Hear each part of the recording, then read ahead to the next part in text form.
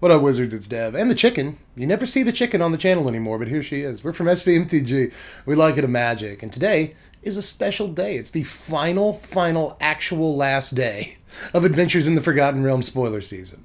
And Wizards did save some bangers for the last day. We got some pretty good-looking rares and some really good-looking uncommons, too. So stick with us for the last day of spoiler season. But after that, bye, chicken. That's why you never see her on the channel anymore. Just randomly leaves. But after that, make sure that you subscribe to the channel, hit the bell for the notifications, because otherwise YouTube won't notify you for some reason. And then you'll get access to all the deck techs that we're going to do at the beginning of the season, the top 10 sleepers, top 25 cards. And if you want to, you can follow me here on the twitch.tv, where I will start playing with this set on Thursday night. You can also check out that Patreon address, just $1 a month to support the channel, and that lets you vote on what decks we do all season long. But I just wanted to put that at the beginning of the video instead of the end, because I think it works better, but I'm not going to make a habit out of that, I promise. Anyway, let's go ahead and get to these last cards. Now, I'll start the day with a series of common equipments that all made me kind of chuckle a little bit, because I think they're all supposed to remind you of older cards, and it worked on me. But let's look at Spare Dagger first. This is just a single generic mana for an equipment. Equipped creature gets +1/+0 and has, whenever this creature attacks, you may sacrifice Spare Dagger. When you do, this creature deals a damage to any target. This equips for just one. So this reminds me of all the Javelineers, right? Acacian Javelineers and so forth. And again, I think it's supposed to. This is actually a cool little equipment, and I kind of wish you didn't have to sack it. It'd be nice if you just unequipped it, maybe. That would be a thing. But since you have to sack it, I don't know how great it actually is, but it could be worth a little something in draft here and there. But my favorite of these is Boots of Speed. Just a red mana for an equipment. Equipped creature gets +1/+0 and has haste, and it equips for 1. So it's no Swiftfoot Boots, because hexproof would be great, but it's not. It's not that. But it's still just a single mana to give any creature that you play for the rest of the game haste. That's not actually too terrible when you think about it. But that's not all the equipment for today. I got at least one more semi-important one to show you, and it's Thieves Tools. This is just 1 and a black for an equipment. When it enters the battlefield, create a treasure token. Equipped creature can't be blocked as long as its power is 3 or less, and you equip this for 2. This is really neat. Just 2 mana, create a treasure token when it ETBs, and you get extra value off of that, which is how I look at this card. I honestly look at this as like the treasure token is the important part, right? You just get a little bit of extra gravy in the form of a kind of sweet equipment that actually doesn't cost that much to equip. And if you put it on like a rankle or something, that's actually like a kind of a big game. So I can see this being at least halfway decent, but I'm not sure that it actually picks up any slots in any competitive decks. But that said, 2 mana, create a treasure token plus incidental value that basically means late game reach, unblockable creatures. There's nothing wrong with any of this. But there are a few other treasure-centric cards that we got to see today, and I think these are at least somewhat important, especially in the limited environment, but possibly even outside of it. Let's look at Horde Robber real quick. This is just 1 and a black for a 1/3 Tiefling Rogue, and whenever it deals combat damage to a player, create a treasure token. Now, I want to compare this to Magda, but it's not Magda. But it does compare favorably to Magda in a couple of ways. Like, it can't be killed by a Bone Crusher Giant, which is really sweet. But obviously this has to deal combat damage. Magna just becomes tapped, and you get a treasure token, and it boosts all your dwarves, and it makes it so all your dwarves have the ability to create treasure tokens.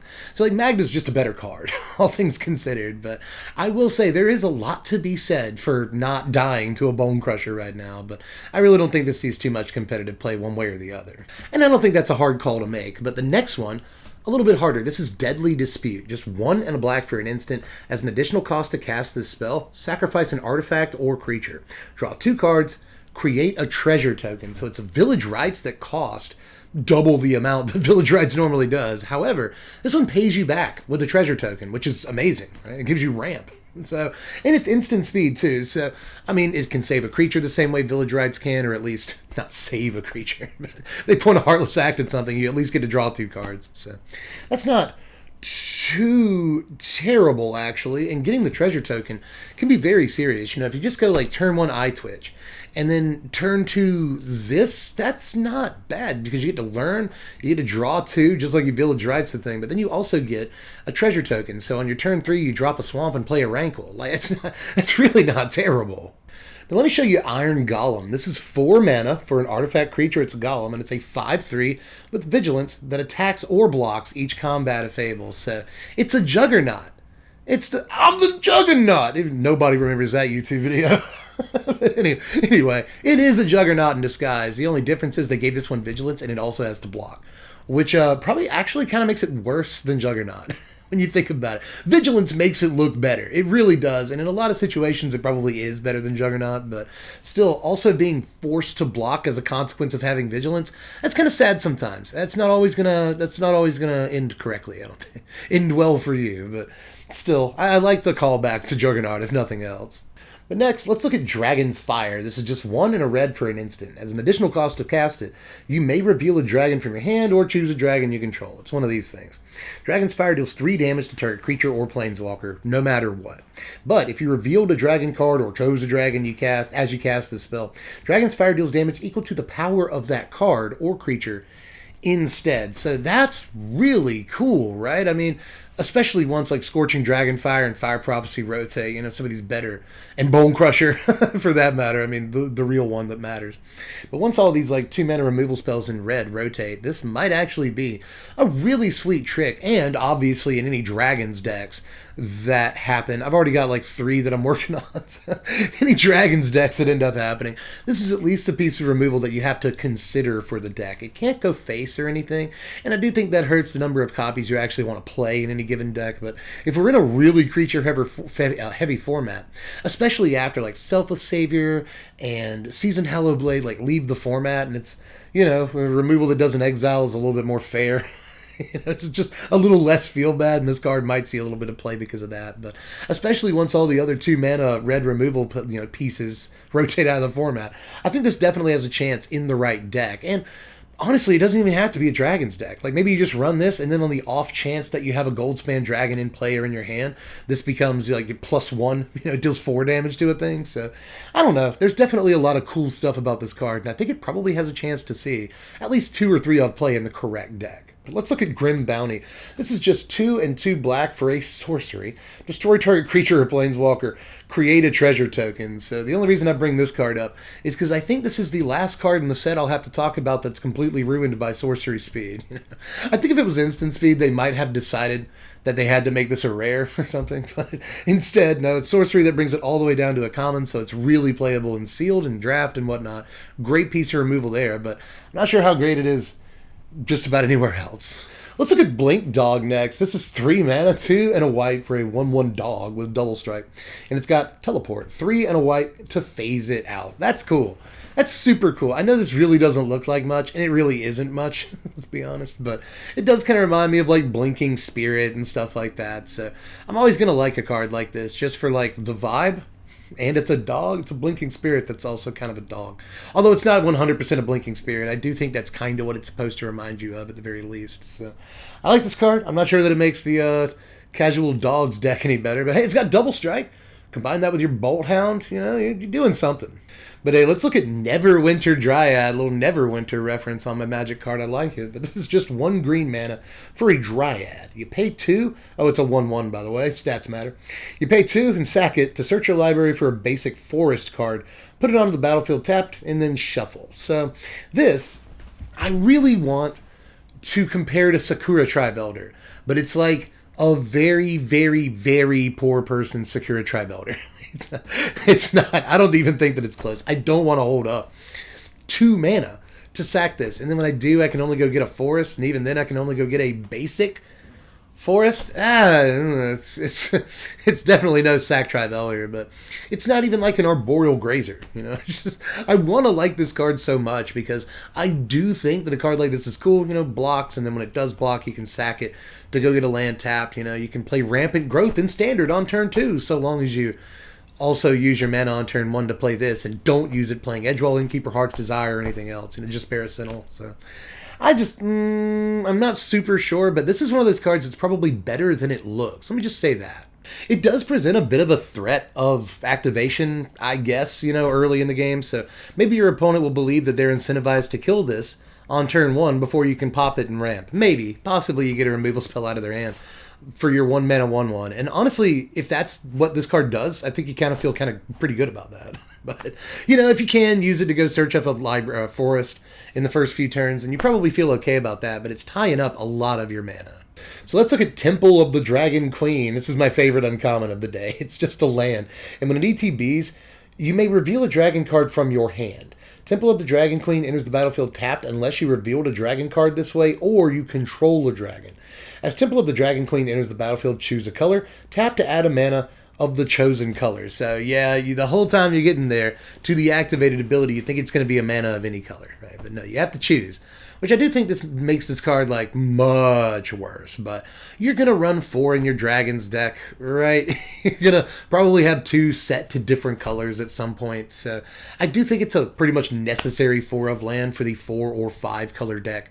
If you want to do that, if you want to build the Tiamat deck, it's fine. But even if you're not building the Tiamat deck, I think if you're building like a 3 or 4 color Dragon's deck that has Goldspan and maybe, 6 to 8 other dragons at the maximum, I think you still play 4 copies of this in like Teamer Dragons, right? Where you have Goldspan, and then again, possibly like the legendary red dragon that we saw from this set, and a couple of others, I think it's probably still worth playing 4 of these in that 3 color dragons deck.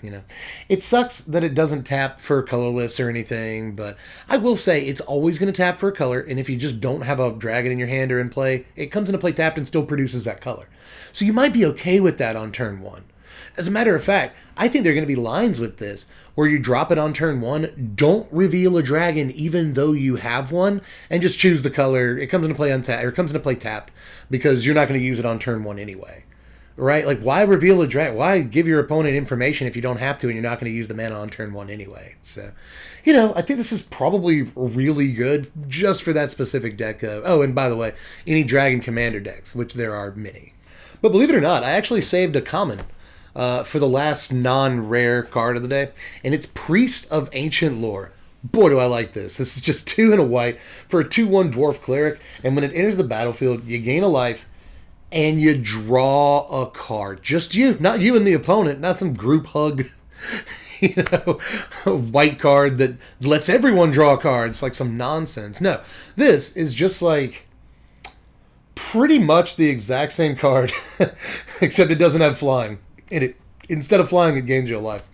As the blue thing, it's on your screen right now. It's a 3-mana 2/1 flyer that draws you a card when it comes into play.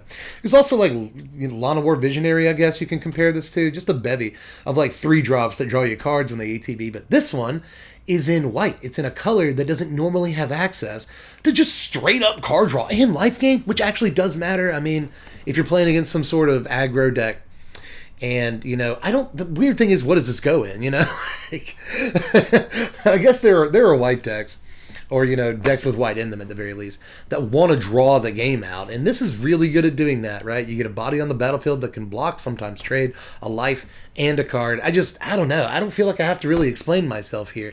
This, to me, is a very exciting card, just because white doesn't get these effects very often. Or basically at all. So allow me to be excited about that. But let's look at another pupper here. This is Loyal Warhound, and boy is this cute. This is a sweet looking old dog here. This is 2 mana, 1 and a white for a 3/1 dog with Vigilance.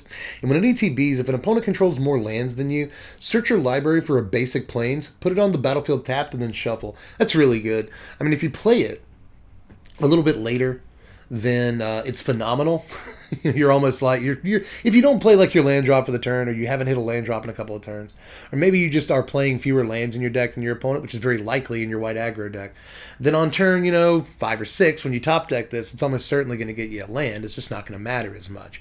Where I like this is on turn 3, and then you follow it up with like a Selfless Savior or some other 1-drop, right? I think it's going to be a sweet little line of play, and I've always liked cards like this, like Knight of the White Orchid and stuff like that. I've always been impressed by, even though sometimes these get a little bit awkward. Again, this isn't as good on the play as you want it to be for the first few turns, and then once you get to turn 5 or 6, that extra land is a lot less relevant. But at least, hey, it thins your library, waka waka, for what that's worth, and it's not worth much. But what is worth much is the fact that this is a 3/1 for 2 mana and has Vigilance while Pack Leader is around. Pack Leader basically makes your dogs indestructible. They can't take any damage during combat. So a 2 mana 3/1 with Vigilance is way better than you think in specifically the dog deck, because this guy, It can have as low a toughness as he wants to have. He's just going to be banging in with vigilance, daring people to block him because he can't die, you know, mostly, again, because of pack leaders. So, a really sweet pickup for the Dogs deck here. I like it a lot. But the final card of the day, and in fact, spoiler season at all, is Asmodeus the Archfiend. Figured this guy would show up. Even I've heard of him. He's 6 mana, 4 and 2 black for a 6/6 legendary devil god with Binding Contract. If you would draw a card, exile the top card of your library face down instead. You can pay 3 black mana to draw 7 cards, but remember, not actually drawing them. You can pay a black mana to return all cards exiled with Asmodeus the Archfiend to their owner's hand, and you lose that much life. So this is a super slick way to do like a Yawgmoth's Bargain or a Necropotence or something like that. And it didn't come out as powerful as those cards, right? It's a Necropotence that gets Heartless acted. I don't know how much you like that. But, you know, in the new... I feel like I haven't said this enough. When rotation happens and we lose Heartless Act and some other removal spells, probably the best black 2-mana removal spell in Standard is very likely going to be Power Word Kill, which doesn't kill Goldspan Dragon, making it a little bit better. Doesn't kill the legendary red dragon in the set that I think is quite good. That's going to matter. And it doesn't kill this guy either, which again I think matters tremendously. However, I just don't think this is as good as it used to be, at least in Standard, right? Yawgmoth's Bargain was good in Standard. It was fine. And it cost 6 mana, but that was a different world. And honestly, Yawgmoth's Bargain didn't even get the time it needed to shine because there were a lot more broken things going on back during Urza's Standard than even Yawgmoth's Bargain. But all that said, I do think this is a cool card and a really sweet commander. If you want Necropotence as your commander, you can kind of have that now, you know? But in Standard, it costs 6 mana to skip your draw step and lose a bunch of life. And and you can't just draw like one card at a time either. You know, you draw your card for the turn and all that, and you exile it. You basically skip your draw step. But you can get all the cards back at any time that you want for just one. So if you want, you can pay 1 to have a draw step every turn and lose a life for that matter. But you can also pay 3 to draw full grip, which could lead to some sort of, you know, baby Griselbrand situation, right? Where you reanimate this and then pay 3 for it to get you 7 cards. But obviously, old Grisel is better than that. But, you know, this could lead to like a baby Griselbrand situation in Standard where you can reanimate this, pump 3 mana into it, and effectively draw a grip full of cards. If you want to lose 7, which I don't know. I don't know if you want to do it in Standard. Again, I think Griselbrand's way better when you're reanimating it on turn 2. And paying 7 to draw those cards. That's probably better. But still, I do think this is a sweet little card that probably can do something. I know it sounds like I'm ripping on it a lot, especially through a modern day lens, but I'm just saying all the same things people said about Necropotence when it came out, and they were all wrong. So I should have learned through just history by now, but I don't know. Magic is very different nowadays. 6 mana is an awful lot, and once you pay 6 mana in Standard, I don't know how much life you want to be losing. So I'm not super sure about it, even though I come from a background that loves Necro. I love, you know, Yawgmoth's Bargain. Yawgmoth's Bargain was my first competitive deck I ever played with. So I've got a special like bond with Bargain, and I really want to like this card, but I'm also attempting to be as objective as possible, and I'm just not super sure about it. Even though it looks like all of the fun in the world, is it going to be competitive in Standard? Possibly. I'm not going to say no, because again, I'm not dumb. I've seen this effect do crazy stuff before, so maybe. And Dems the spoilers, kid. Now do me a favor. Don't click away from the channel and come back from time to time when it's not spoiler season. Could you do me that favor? That'd be great. I'm dying over here. But anyway, we will be having a lot of pretty cool content coming up soon. Top 10 sleepers, top 25 cards. There's going to be, you know, deck techs starting soon, and maybe a couple of other things I want to slip in. But that came out really bad. I'm sorry. Gross. But anyway, there's a couple of other things I want to do, but spoiler season is over, and the actual set comes out on Arena in like 2 days. So, you know, it's not, I don't have all the time in the world to be doing stuff. So expect those sleepers in top 25 really, really soon, like still this week, and possibly even a deck tech this week. So if you want, you can check out the Patreon, $1 a month for that, and it'll let you vote on what decks and content we do. There's going to be a Patreon poll going up literally the same night that I released this video for the first deck tech of the season. So check that out if you want to. And on Thursday night, I will be streaming on Twitch with this brand new set and trying to do some stuff. So come check me out over there, and we'll have a lot of fun. We have so much fun on the stream. Anyway, that's all I've got for this one. Just, again, go to the comments section for the final time this season and let me know how you felt about all the cards from today and all the cards from the set and the set at large. Looking good to you? Looks fun to me. I don't know how competitive it looks, but there's some cards in here that are definitely going to make an impact on the standard environment, even before rotation, but after rotation, it kind of feels like Strixhaven, you know? There's a lot of really powerful cards here that aren't powerful in the context of current standard, but will be once we get to a more sort of powered down standard, which I'm really looking forward to personally. But anyway, give me all your thoughts down there in the comments section, and I catch you cats later. I'm Deb from The Place. Thanks for watching, Wizards. Spread love and be kind.